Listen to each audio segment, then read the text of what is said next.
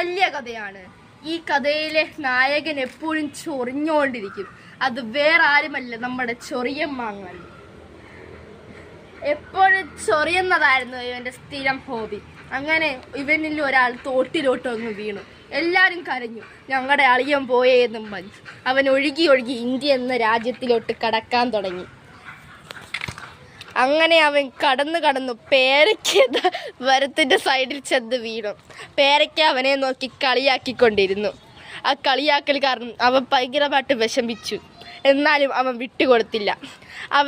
അവനാണെങ്കിൽ പേരയ്ക്കയുടെ മൊത്തം സിസ്റ്റവും ഹാക്ക് ചെയ്തു. എന്നിട്ട് കോട്ട് സൂട്ട് ഇട്ട പേരയ്ക്കയുടെ കോട്ടെല്ലാം അവനങ്ങ് എടുത്തിട്ട് അവനാണെങ്കിൽ ആൾ ഭയങ്കരനായി. നിങ്ങളുടെ ആൾ തോറ്റെന്ന് വിചാരിക്കരുത്.